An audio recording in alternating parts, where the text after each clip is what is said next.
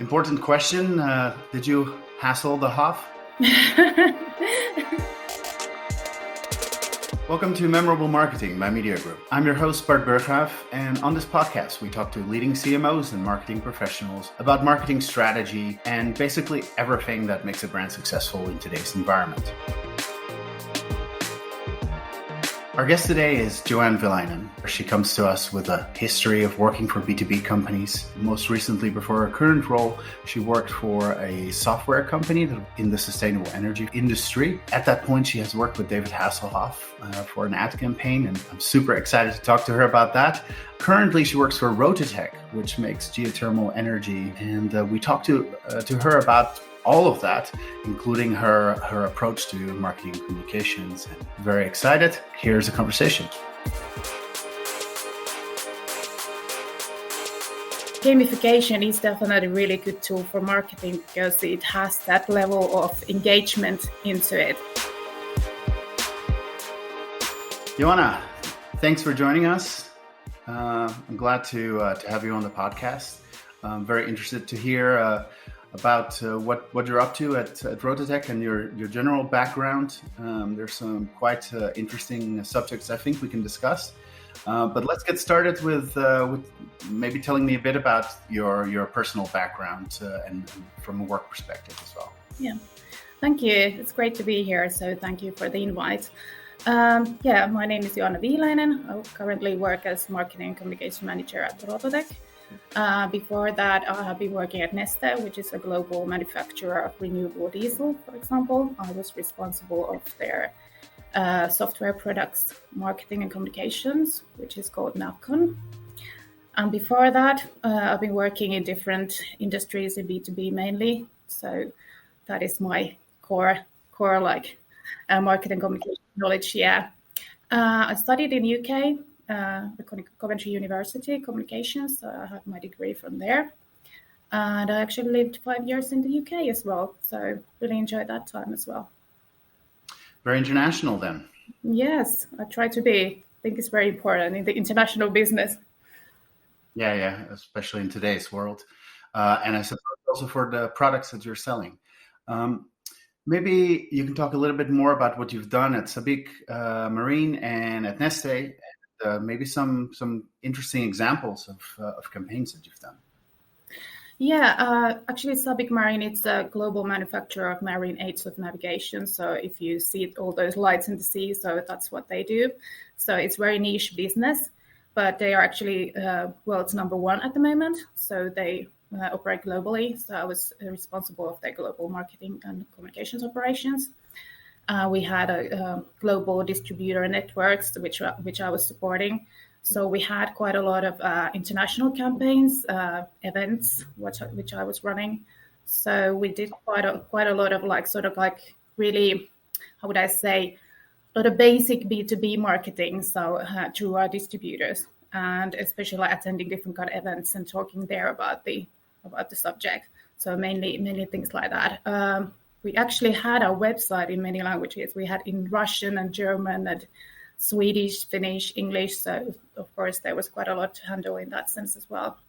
And, of course, I had some local partners to work with. At Neste, I was responsible of this software group, which they have software for energy efficiency and production optimization, for example. And they also do simulators for simulator training for process industry operators, refinery operators. And we actually launched as first in the world a training game for these operators, which was a great experience because we got a really good budget to do that and did a global launch. So that was really interesting. Both of those industries are rather niche. And for someone that is not in such an industry, it's often very remarkable to see, how much goes on, how, what kind of niche-related media there are in such industries.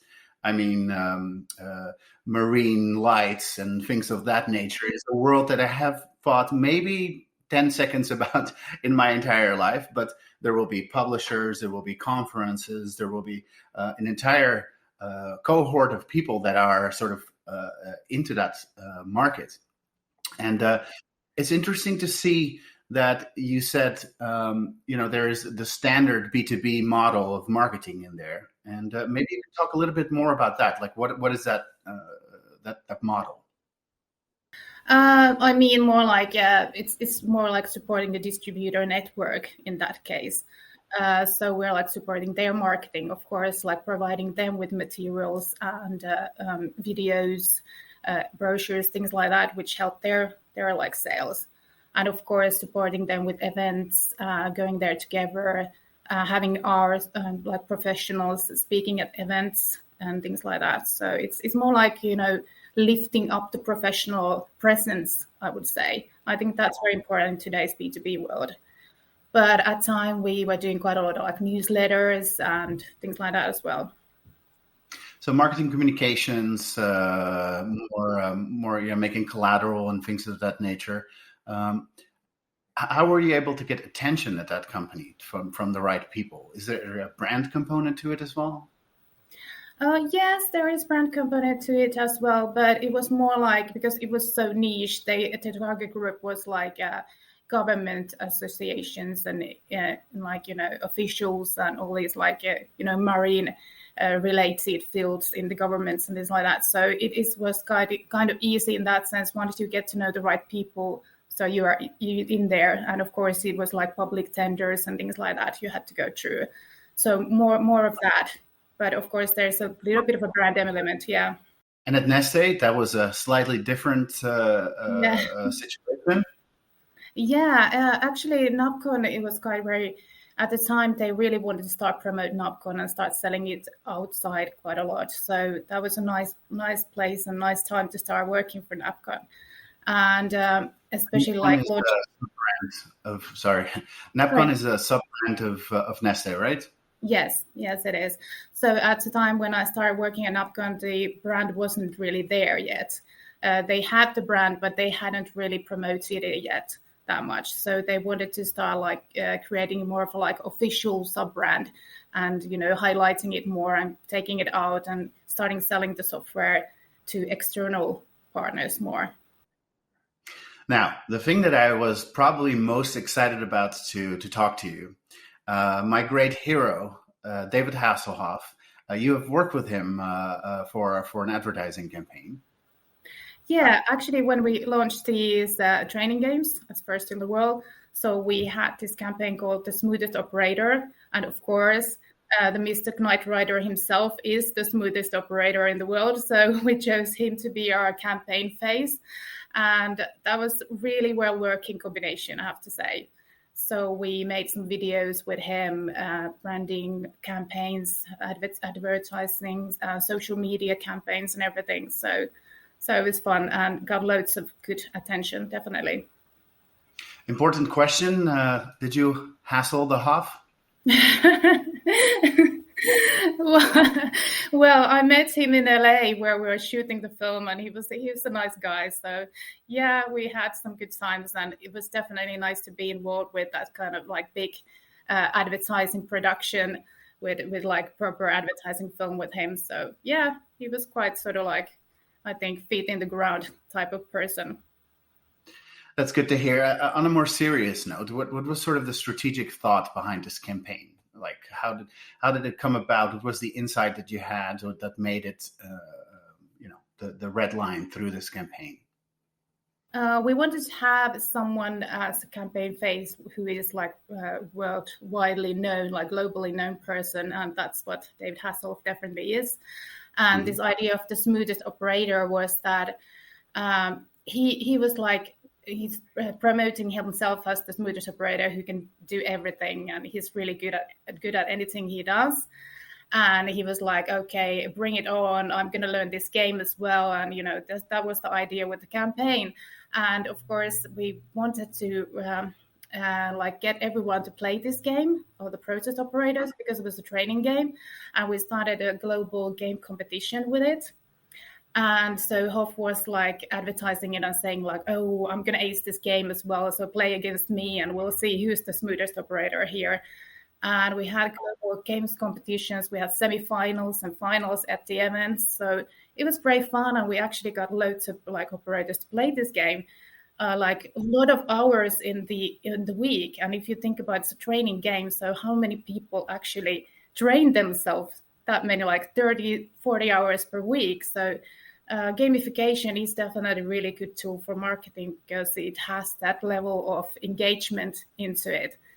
So that I think that was really really working well, and I got really good results out of that campaign, definitely. So operators were the target audience for this campaign. Are they also the decision makers for purchasing the software that you were selling? Yeah, of course, the operator trainers were the target group as well, and the decision makers in the refineries. But what we were thinking is that we would get more like pressure to the decision of making the purchase through these operators, that once they see that how much they are playing it, how much they are training themselves and learning through this game, so they see the benefits of it. And what we were thinking as well, that in a refinery environment, there are moments that it is very quiet, that nothing is happening in the process, that perhaps they could utilize that time to play these games and learn something new. So they're in sort of indirect decision makers, influencers in this process, just like products for kids. You might market to moms instead because, or the other way around actually, you might market them to kids, but moms will make the purchases. That's another way to go about it. And I suppose the operators were more easily reachable target audience than the decision makers as well. Yeah, in a way, yeah, and because they are the end users, they need to be convinced that they want to use this game and see the benefits, and we could get feedback from them as well regarding the game, what's working, what's not. So that help, of course, the product development as well. I see. Okay. And did you win some awards for this? Did I see that correctly? Yeah, we actually attended round one with the results. Round one is about the impacts of the influential marketing. It's about the results and that kind of thing. So we took part of round one, different categories. I think it was like best social media campaign, best results, best like online campaign and things like that. But unfortunately, we didn't win because, as said, we are working B2B, and like competing with B2C results can be tough. Even if we got really like good results, which are compared to B2C even. Yeah. No, I can see.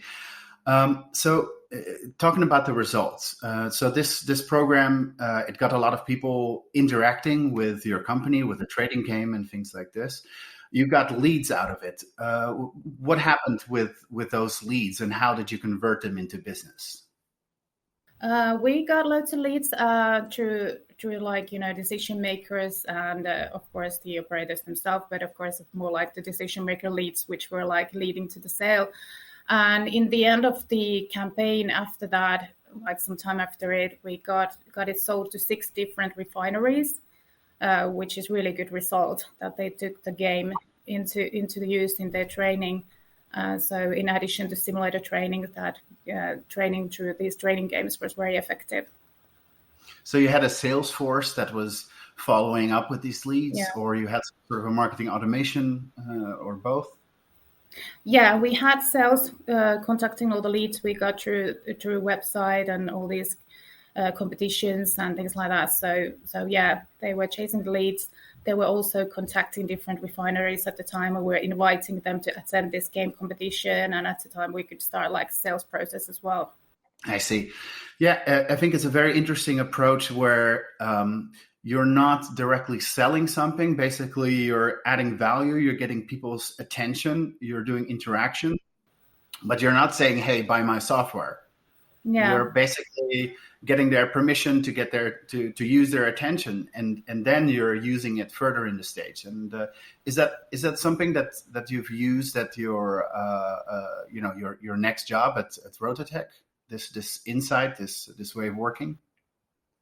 Yeah, in a way, but for software world, it's a bit different because we could also like provide free demos and things like that, and not just sell the software in that sense that you can we tween in these customers that way. But yeah, at Rototec we have done more like we have done branding and things like that, which are not like directly selling, and more like you download this and get information and find out more about geoenergy and about us. So that's more like the approach we've had here. Yeah, and I think we actually skipped a step. Maybe tell us about what are you doing at Rototec? How did you get to that company? And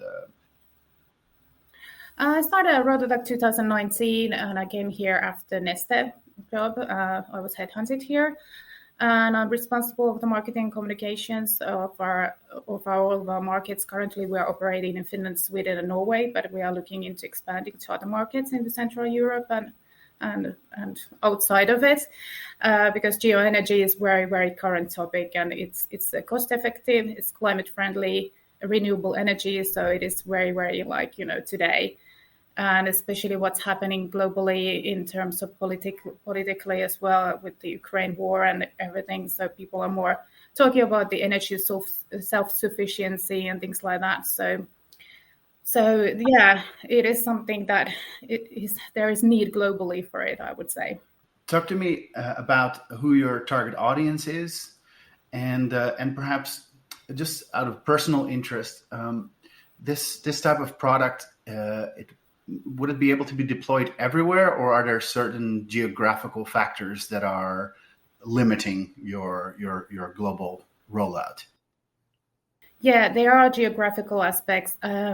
The ground suitable for geoenergy is best in the Northern Europe and like Northern Central Europe, for example, Germany, Poland, Switzerland, in these kind of places. Northern America, I would say in US from Boston, sort of like the northeast part of US. The ground is that kind of that you could use geoenergy there. So it can't be like implemented everywhere, unfortunately. But these places where you can, so it would be a very good way to utilize energy. So the northern hemisphere, so to speak. And who's your target audience for any marketing or advertising communication you're doing? We targeted especially construction sector because they are responsible for new buildings and new establishments. Of course, housing cooperatives who are interested in changing their existing energy form. Also, property investors who are looking into like making more profit out of their investment. If you change your heating form to something that's cheaper, you make so much profit out of it that it makes sense. We've calculated you can get up to 20% profit out of geoenergy investment as a property investor, and that's a great result or great profit compared to any investment if you start thinking about it. So those three are our main target groups. Of course, we work together with heat pump dealers and HVAC sector who are reselling the geoenergy to villa sector. So they are one target group. So it's very B2B. Yeah, it's very B2B. Yeah. A construction sector.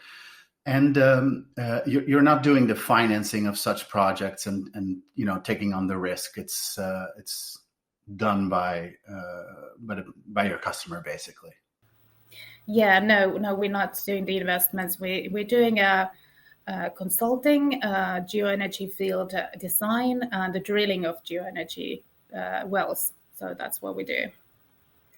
I see. Okay, and so I suppose your marketing communication focuses on different ways of producing content to carry out the message of energy efficiency, of making more profits, of this side of direction. Yeah. And of course, the climate friendly aspect, because geoenergy is carbon neutral energy form, so that's something that is really rising a lot nowadays when we talk about the climate targets. And a lot of the countries, cities, companies have their own climate targets, so it's very high on the agenda as well. So I suppose besides construction, one of your indirect audiences, like we were talking about with NAPCON, is governments and the people themselves as well, creating demand for people in the construction business. Yeah, it is the climate targets coming from European Union, for example, the governments making them. So this is something that makes construction sector think like, how can we reach these climate targets? So it is definitely one selling point for us as well. So are you doing anything to communicate with those target audiences, any PR efforts or any lobbying, things like that? Yes, we do, especially in the Nordics, yes. We've had some discussions to do in the EU level as well, but it's more like local level currently. But I think this is something that has risen a lot lately. I think even in the local level, geoenergy hasn't been so much talked about yet. But now this energy self-sufficiency team has taken geoenergy to new levels as well. Currently in the Nordics, we have sales risen due to this, that there's so much talk about how can we be self-sufficient with energy. Geoenergy has a possibility for energy storage as well, because the bedrock works as a battery that you can store the energy there.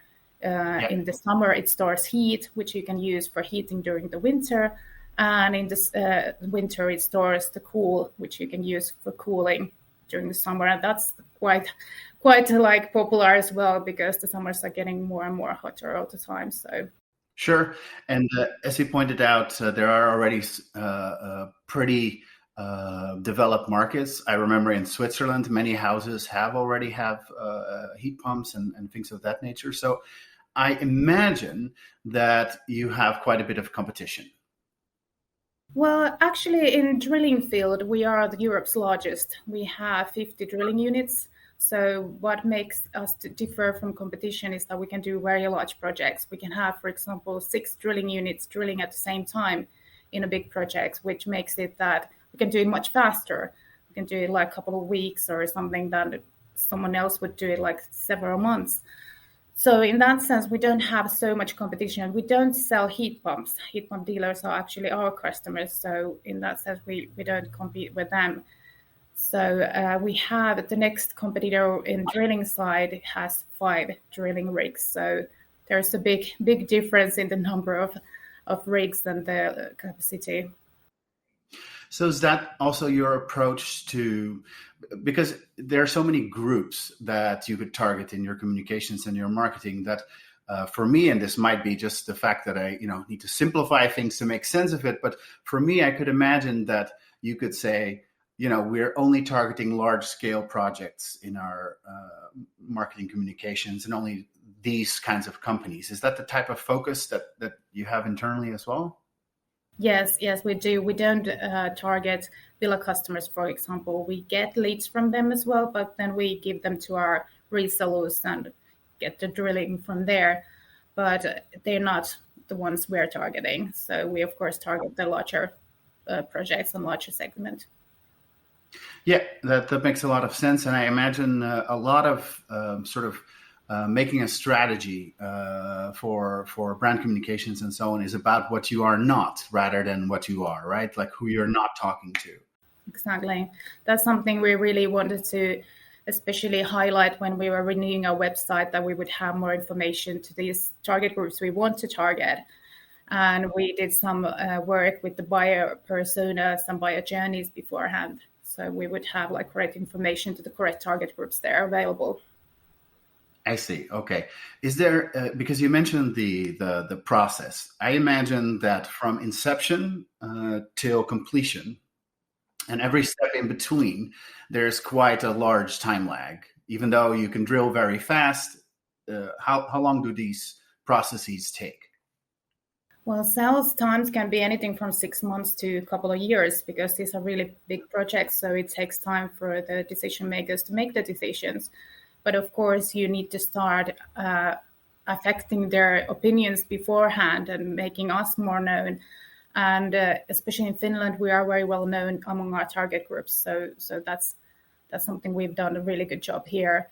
but that's something that we need to copy more to the other countries we are operating. In Sweden, geoenergy is more used than in other Nordic countries now, and it's more well known, but it's not that well known that geoenergy can be used for larger properties as well, even in Sweden. So yeah, and I suppose the thing that comes into play is if you're the market leader in any market, you promote the industry, not the company. So you need to start educating. Yeah, that's something we have really done a lot to raise the knowledge about geoenergy and what are the benefits and how it can be utilized to reach climate targets and how it can save you money. Are there some tactical executions there that you can talk about? Have you done workshops or advertising campaigns? Or we've done a couple of brand campaigns, one in Finland and one in Sweden. And the one in Finland, actually, we did that right when the pandemic started. So we had like all the materials ready already in March 2020. But then the pandemic started, and actually I have to say that I decided 3 days before the launch of the campaign to change the materials completely due to the changed situation. That sometimes you have to act quickly and make decisions like that, like, that and that was a good decision because we got really good results out of the campaign and good feedback that it was very well suited at the time. And we wanted to change the message in the campaign, a bit more softer, like, saying that, hey guys, we are in this together. It's then like, if I try to translate it into English, it's something that let's go through the hard rock together. That's like a saying in Finnish that when times get tough, you join your forces and go through the hard rock together. So that was the idea. We changed it quite a lot. Originally, the idea was to talk to property investors, but when the times changed, we thought that probably that's not the right time now. Is there any sort of repeatable process that you have implemented internally? Is there a team of people to support you, or are you doing everything yourself? Is there maybe talk a bit more about the gears in your operation rather than the end results? Yeah, actually, I'm on my own. It's me, myself, and I, the current marketing team internally. But I have really good partners I'm working with. I have ad agencies and digital marketing agencies in each country, so they of course help me out a lot. But then I discuss the ideas with our commercial director as well and with sales in each country, because these markets are very different. They are in different maturity stage as well in terms of geoenergy. So you need to tweak the message a little bit based on that. Also, we need to localize it and have the native like speakers write it, because that's very important. I sometimes find it quite funny that especially in global marketing, Nordics are considered as one area, but we are so different from each other, all these countries with different languages and different cultures, different sense of humor, for example. So the same campaigns do not apply to every country. No, right. Even the expression that you were just mentioning about going through the rock together, that's wouldn't translate one-on-one. And that's actually a good segue into something I wanted to talk to you about. Like, what are some of the differences that you found between Finland, other markets, sort of more continental Europe? Is there any difference, like overall difference in approach and communication that you can point to? Yeah, and as mentioned, there are of course cultural differences, and I've noticed, for example, like Finland and Sweden, there's quite a big gap. Even if we are so close, we are quite far away from each other, like in terms of what works in marketing sense. And compared to other countries in Europe, there's even bigger gap, of course. So I would say that in Finland, our target group is quite technical. So I suppose that's similar to other countries as well. So of course they're interested in the facts and figures, that those need to be straight and correct. So that's always working. But I always want to say that even if we talk about B2B, it's not, I sometimes find it funny that you say that B2B and B2C are so different. They're not really. It's humans who we are targeting anyway. So it's not always, how would I say, I want to do something different that it's something that stands out, that it's not going to be that similar boring B2B marketing, if you know what I mean. So it's always like, oh, it's just a reference, and oh, here's this and that. Yeah, that's great. You need to have that in the background. But if you want to stand out, so you need to have a campaign to attract people to read those references, have something a bit different, and which makes them think like, oh yeah, okay, and this is different, and why did they do that? For example, this like, let's go through hard work together, where we had this like little girl saying this, so it stood out, and in this like very gray B2B marketing, in that sense, that where everything looks the same, that you have, for example, at Neste, when I was working, like all the ads were like, there was like a refinery in the advertisements. I was like, Yeah. how boring is that? Why do everyone want to see like a refinery? Why wouldn't you want to see David Hasselhoff for a change or something like that? So yeah, we actually one of the things that I hear a lot is our customers aren't on Instagram or Facebook or whatever, and I'm like, yeah, they are. It's just that it's the same people wherever they are. It's just like it's a different channel. And I suppose the same goes for your messaging, for your communication. It's to get to speak to them, to earn their attention. You first need to do something different. You can't. If you have a technical sheet, maybe that will be very useful at some point in the journey. But no one is going to sit up in their free time and read your ad that is super boring if they don't need to. Yeah, exactly. That's exactly what I think as well. So you need to stand out and do something different, but then you need to take into consideration the local marketing approach, that it fits to that country as well. That always the same message doesn't fit everywhere. Sure. And have you found?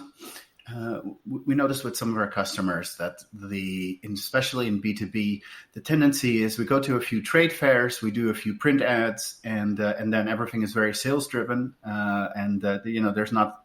It becomes making collateral for conferences and things of that nature. Has there been for you an internal sort of education process to get people to kind of change their mind about things? Yes, definitely.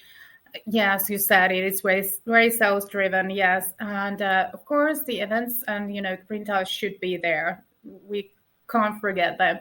But then, educate people about more the digital journeys and the banners and how to actually get the leads and leads management, how to nurture the leads flow and things like that. So I think that is still quite new in B2B. We do that a lot on B2C, I know that. But in B2B, it's not done that much yet, even so. Even it's been talked about for a long time, but it takes time to get these things working and moving. But I have to say, at Rototec, the atmosphere has been very welcoming for these kind of ideas, that Rototec is quite agile in things like this, that I have introduced marketing automation and things like that to the company, which have been very well taken on board. So that's great to know. Okay, so it's not a typical situation where salespeople reach out to you every day saying your leads are, excuse my French, shit. They're or no, there's some. I have to say we get really good quality leads, which is good. So that's working well. So you mentioned about your marketing automation. How are you using that? Is it really a funnel that you're building, or is it more of an additional communication channel? Well, it's more of a funnel at the moment. We use it for lead generation and lead management, and to transfer them to CRM for the salespeople. But of course, we are using it for newsletters and things like that as well, which is more like a communication channel as well. So we are still a bit working on it and tweaking it when we got the new website. So to get all the leads working from there and getting the conversions. But yeah, I think it's really good tool for a B2B as well, definitely. Is there a life cycle that you have defined for this industry, for your target audience? With different steps in between? Yeah, we have in this process once we started the marketing leads generation, leads management. So we have sort of a it started like lead scoring and all this like how would I say when to transfer it into sales and what kind of leads and things like that. So yes, we have in that sense. Cool. I'm very interested in your lead scoring model. In a lot of cases, B2B companies don't get enough leads for it to be worth it to say, talk to these leads and not these leads. That is usually the case when you're getting thousands of leads and you need to make a choice for salespeople. How does that work for you guys? Is it just about priority or? Yeah, it is about priority because we get a lot of these Villa leads as well from Villa customers, and they are not our priority because we want to concentrate on the larger segment. So in that sense, so we are like, this is actually, we're in the middle of the process, but what we're going to do is that we're going to send them an automated email with some information that is saying that we're not selling directly to Villa customers, but here's some information. And then we are going to take this lead to our resellers or dealers. So they can take it forward. Is there something, do you get sort of goodwill by distributing those leads to your partners, or is there some sort of commercial arrangement? We get the drillings from these because the leads is coming from us. So in that sense, it is of course good business for us as well to give it forward.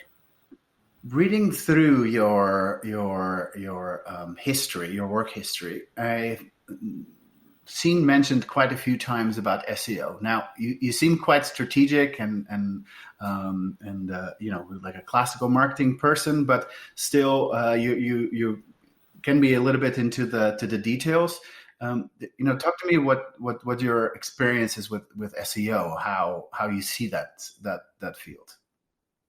We've done quite a lot of work on that with our website as well, and especially search engine marketing as well. So we started marketing for certain keywords, like for example, geoenergy drilling, things like that.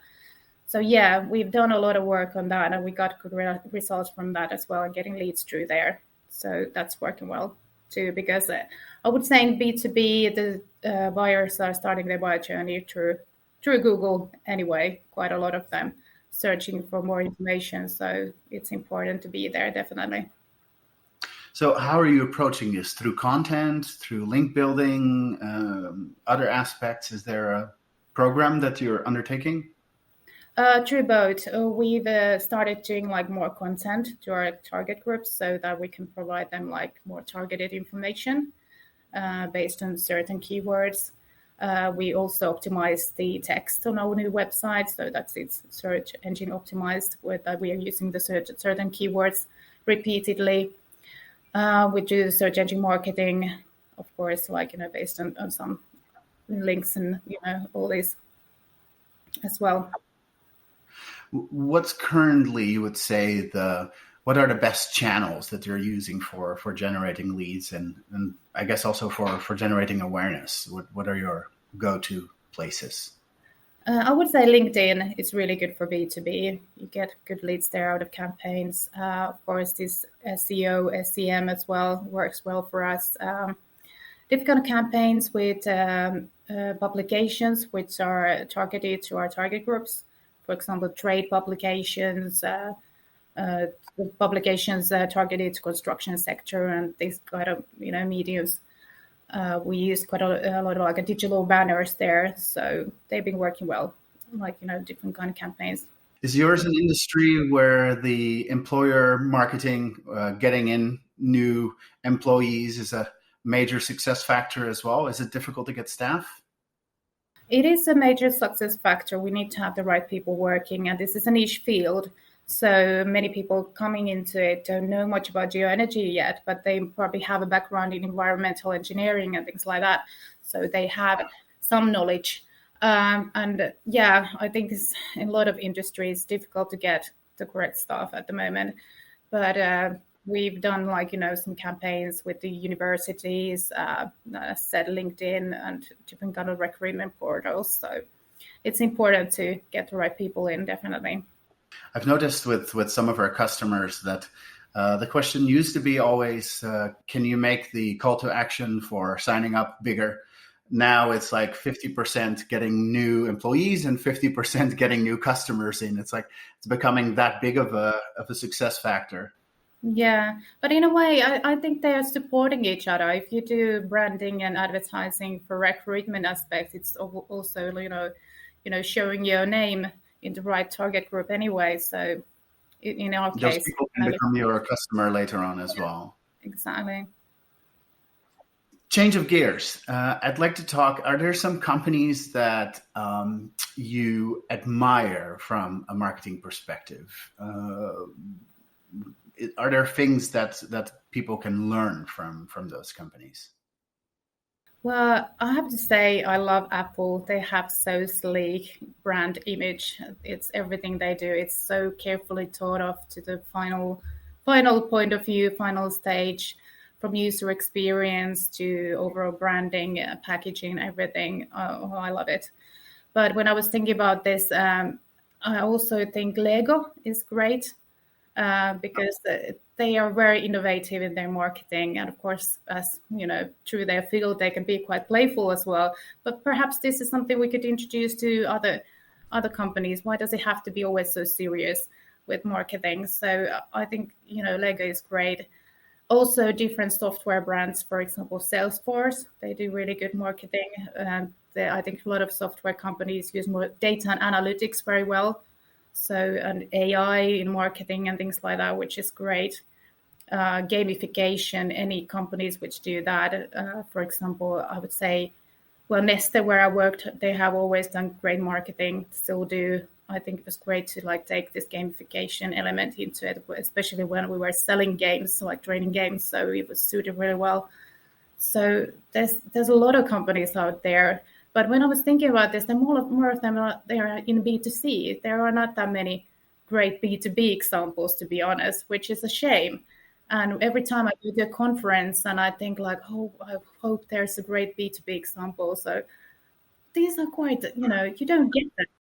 Salesforce is a kind of a B2B company. I really like.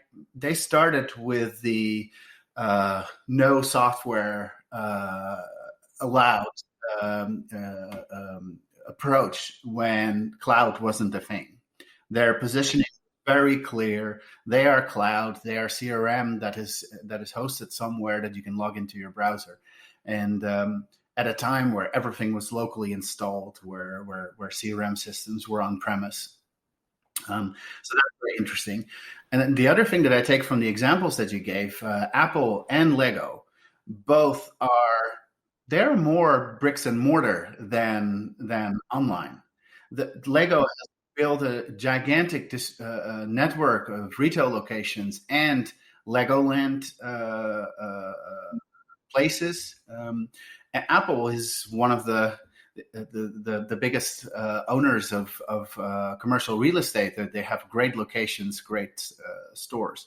Have invested in that a lot, and I think the thing that I would take from this, I'd love to hear your thoughts, is that you can be a virtual company, you can be famous, but until you're really in the real world where people can see them in their lives, you're not really real.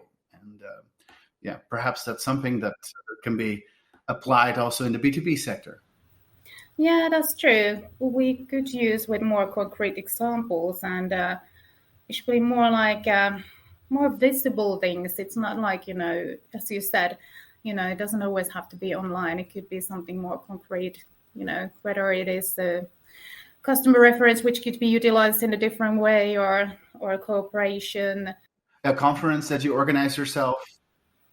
Yeah, exactly.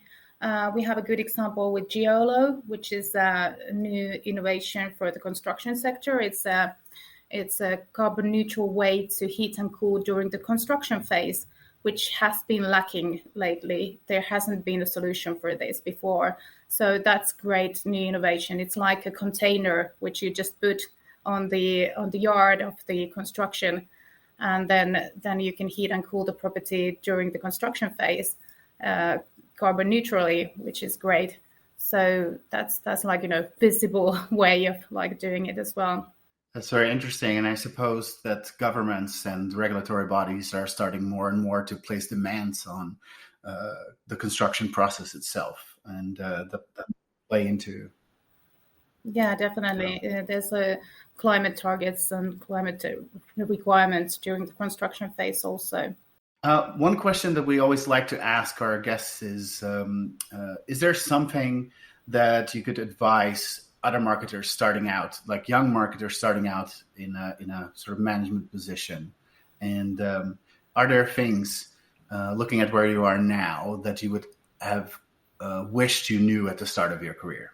Well, I would like to say the same advice I was given before, and it was like, don't take the back seat. This came from a CEO, and I think that's a great way of putting it. I don't think marketing should be taking the back seat. We need to be in the driver's seat because we are responsible of the customer.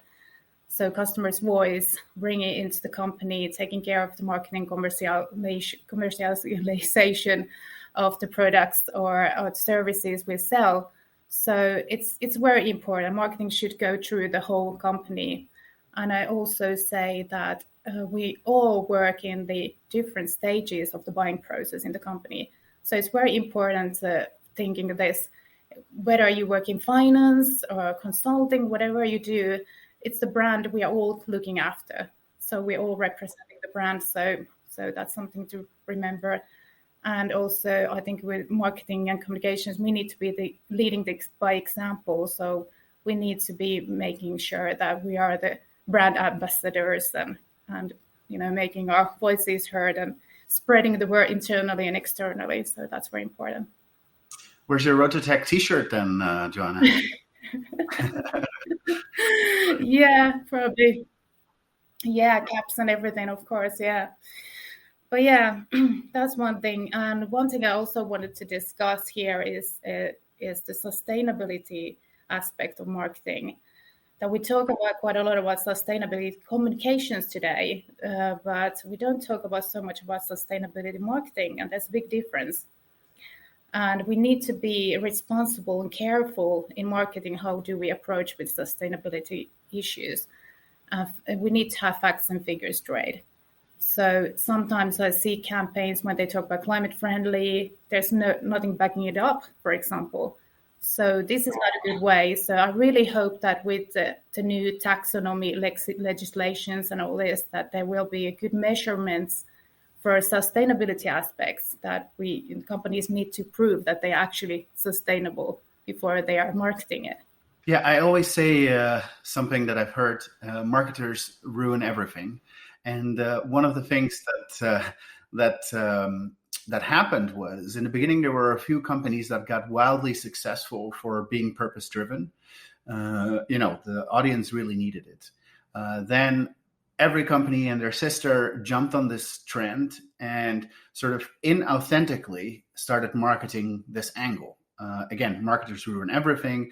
They just all have the pretty picture, but nothing to back it up. And I think we are now going to be in a stage where people are aware that this has happened and are going to demand sort of authentic action rather than just putting a green paint on an otherwise similar advertising campaign. Yeah, and that's very important. And it is, as you said, it's a shame that marketers have ruined it, because once that's happened, it's more difficult to prove that you are actually sustainable. But of course, if you have the facts and figures, then that's fine. But how to spread the word? You need to have big marketing budget to spread the word and say, hey, we are actually sustainable. Here's the facts. So sometimes and people will be like, yeah. I know you're sustainable, whatever. Exactly. It's hard to cut through that. Yeah. Yeah. Try to get your voice heard through the noise. So that's a good challenge to think about in the coming years, I suppose. Definitely. Yes. Well, Joanna, it's been an absolute pleasure talking to you and some of the things that you've worked on. Very much enjoyed our conversation. Thanks so much for joining the podcast.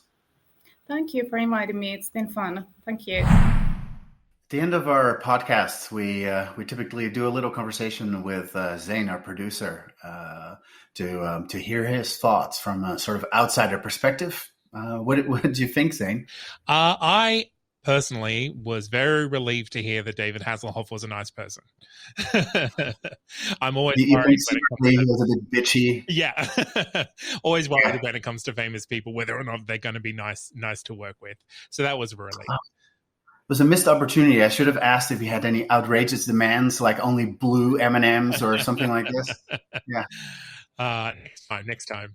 But yeah, Joanna was really interesting. I particularly liked what she had to say about the possibilities bringing play and gamification into marketing, because obviously her work with David Hasselhoff was launching a game that was in turn a training program which was to sell their products. So I think that was a really interesting approach.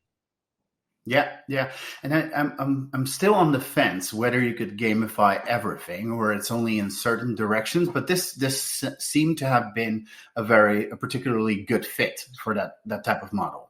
Absolutely, and I think obviously, like every interaction in marketing can't be gamified, but maybe more in the B2B sector where you already have a little bit of engagement and context, you can bring a little bit into there. But yeah, also I was interested in the story she told about the pivot that they made during COVID from a more industry focused campaign to a more personal campaign, because I think that speaks a lot to companies' branding when it comes to something like that.